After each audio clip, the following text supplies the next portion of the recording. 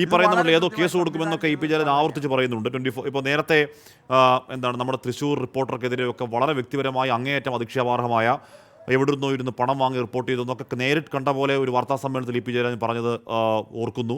അതിന് പിന്നാലെ കേസ് കൊടുക്കുമെന്നൊക്കെ പറഞ്ഞു. അതുണ്ടായിട്ട് വർഷം ഇപ്പോൾ ഒന്നാവുന്നു. മുഖ്യമന്ത്രിയുടെ ഓഫീസിലേക്ക് കേസ് കൊടുത്തതാണ്, DGPക്ക് പരാതി കൊടുത്തതാണ്. പരാതി കൊടുത്തതല്ലാതെ അതിന്മേൽ എന്തെങ്കിലും ഒരു ചെറിയ നടപടി ഉണ്ടാവണ്ടേ എന്ന് പറഞ്ഞാൽ അതിൽ ഇ പി ജയരാജൻ പറഞ്ഞ റിപ്പോർട്ടർക്കെതിരെ ഒരു നോട്ടീസെങ്കിലും അയക്കണ്ടേ?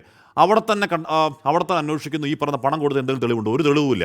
ഈ പറഞ്ഞ ഗൂഢാലോചനയ്ക്ക് രാഷ്ട്രീയ എന്തെങ്കിലും ഉണ്ടോ? ഒന്നുമില്ല. വെറും ചുമ്മാ പറയലാണ്. ഇന്നിപ്പോൾ ഇ പി ജയരാജൻ്റെ വാർത്താ സമ്മേളനത്തിനൊടുവിൽ ഇ പി ചോദിക്കുന്നുണ്ട്, എന്താ അവിടെ പിടിച്ച കള്ളപ്പണത്തിൽ ഇ പി ജയരാജൻ്റെ പേര് വലിച്ചഴിച്ചപ്പോൾ എന്തുകൊണ്ട് അനിൽ അക്കരയോട് ചോദ്യങ്ങൾ ചോദിച്ചില്ല എന്ന് തർക്കിക്കുന്നുണ്ട്. ജസ്റ്റ് ഒന്ന് കേൾക്കൂ. മെനിഞ്ഞാന്ന് ഇവിടെ ഒരു കുഴൽപ്പണം പിടിച്ചില്ലേ, എന്ത് പറഞ്ഞിട്ട് ഒരു 20 ലക്ഷം. ആ വാർത്ത എങ്ങനെയാണ് 24 മാതൃഭൂമി കൊടുത്തത്? എങ്ങനെയാണ്, എന്താ കൊടുത്തത് നിങ്ങൾ കണ്ടോ? എൻ്റെ പേരിലെ അച്ചടിച്ച് വന്നത്. അത് അനിൽ അക്കരയുടെ ആരോപണം ഇങ്ങനെ പറഞ്ഞാൽ കൊടുക്കുമോ? അനിൽ അക്കരയോട് എന്താ തെളിവുള്ളത് ചോദിച്ചോ? അല്ല, അനിൽ അക്കരയോട് ചോദിച്ചോ? അനിൽ അക്കരയുടെ ആരോപണം അയാൾ പറയുമ്പോൾ നിങ്ങൾ കൊടുത്തു. പിന്നെ നിങ്ങൾ അടിച്ചു കൊടുത്തില്ലേ? ഇ പി ജയരാജനാണ്, എന്താ അയാളുടെ പേര്, സാജെന്നോ?